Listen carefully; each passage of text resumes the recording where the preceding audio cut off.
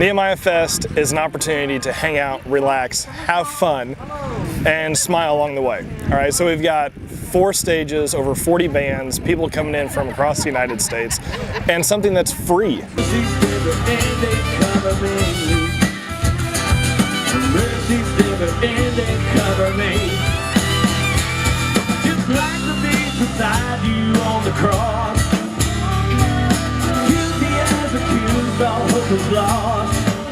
The festival was started actually by David Lynn 8 years ago, and it was really, for him it was a calling, and he'll talk more about it, but for him it was a calling about, I just felt this opportunity to reach out to the community, to build something that's dynamic and different, to look back biblically and to see that, we're not necessarily where we should be as Christians, and we can grow together.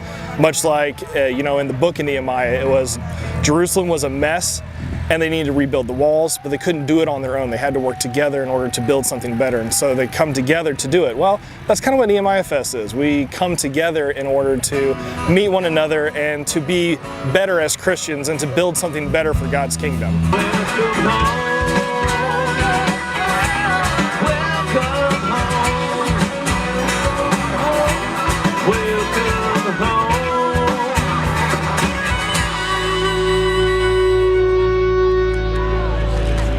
Well, how you guys doing? This is such fun.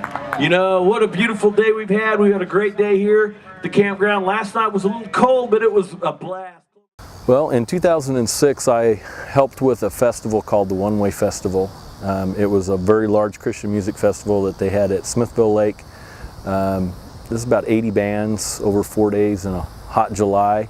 And my wife and I were running a coffee house in Smithville at the time, and they basically, as things progressed, they found out that I lived in the area and asked if I would help them, and approached me about running one of their stages. And I'd never done anything like that before, so I told them I'd have to pray about it. And after a while, they kind of sweetened the deal for me and said that they wanted me to run their number 2 stage, which was fully produced. It was under a big 100 by 120 high tension tent, and they had 9 national acts booked on it. Our coffee house was called Neighbors, and we ran Christian music in there all the time. So they called it the Neighbors Pavilion and gave me exclusive vending in the area. So then I agreed to do it and basically got the bug.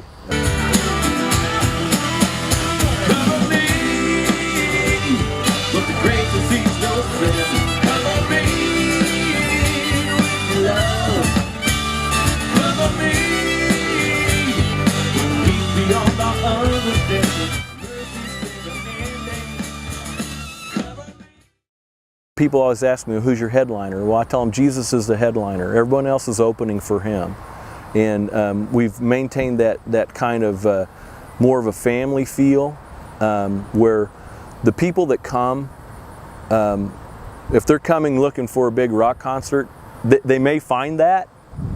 It may not be anybody that they ever heard, but they're going to hear good music. But they're going to see a community that's coming together. To me, that's the most appealing thing about this. I'm pretty convinced that if I don't book a single band, that I'll still have a full campground, because the people that have come over the years keep coming back. I'm a recovering alcoholic and addict. I have over 1.5 years clean and sober now. For the past couple of years, I've gone to secular music festivals, and I get the same feeling here that I did there without the use of drugs, and I attribute that to God's love and the spirituality of the gathering of everybody.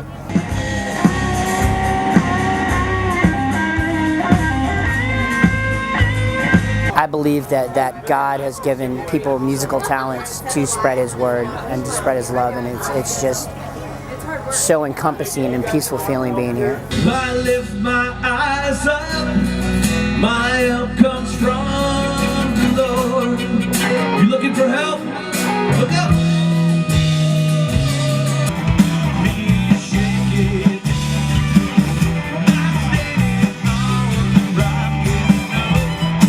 I needed needed to be refilled and renewed in my spirit, and I came last year, I had the opportunity to come last year, and I got to come with the ministry that I live in, and we got to camp this whole weekend, and so we got to do some service work, plus gain some awesome experiences with Christian bands and stuff, because I love worship music.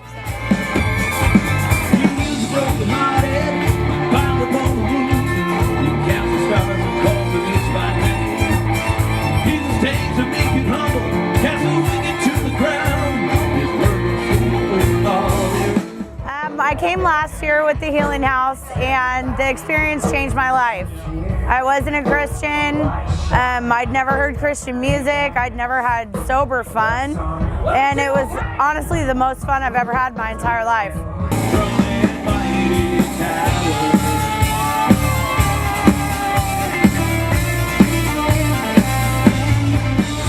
Anyone that's ever known me would be blown away that I was spending a weekend at a Christian music festival, not just once but twice. You know, just telling them what Jesus has done in my life, and that I've honestly never had more fun than I've had when we've been out here doing this, so.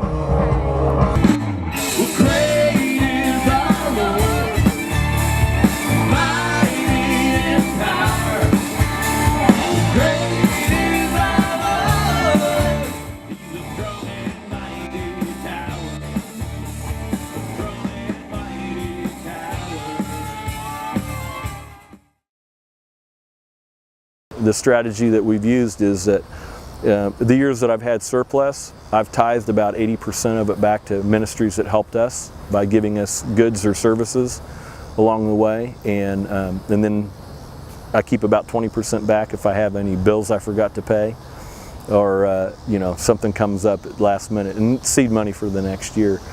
And so we started with a surplus, which was an awesome blessing this year, and then when all's said and done, you know, I still got $5 grand in the bank, so so we got a good start for next year already.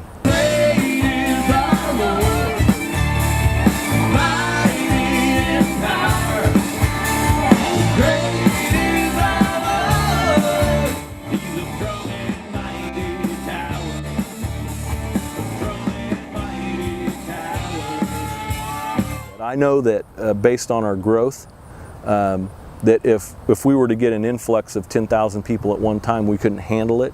So I think God gives us just enough that we can handle, and so we've been very fortunate in that respect, that our growth has been steady, it's been consistent, and it's been quality. I think in most, like Bread of Stone, you know, I sit down with them after every festival and I go over what did we do right, what did we do wrong, and they travel the country and they do production at some of the largest festivals in the country.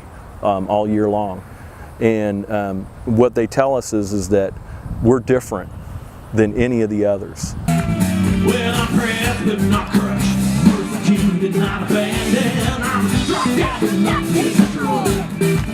Well, I'm left beyond the curse, Lord's promise will endure, His joy is gonna be my strength.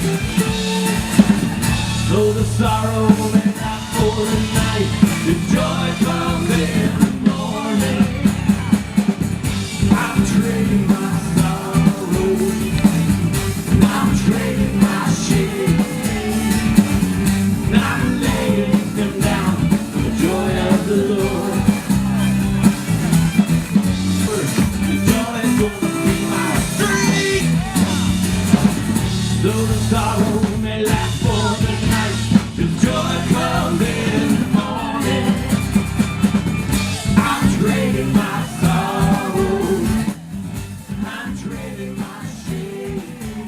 It's about community for me, and it's about bringing the body of Christ together to rally together and pool resources and abilities and talents and to do something that seems bigger than we are. So I think I can speak for every band and every artist that's performed here. It's not about being a rock star. It's about the star, Jesus Christ. You know, I'm looking at all the faces here, people that have worked side by side with me this week. And God bless you guys.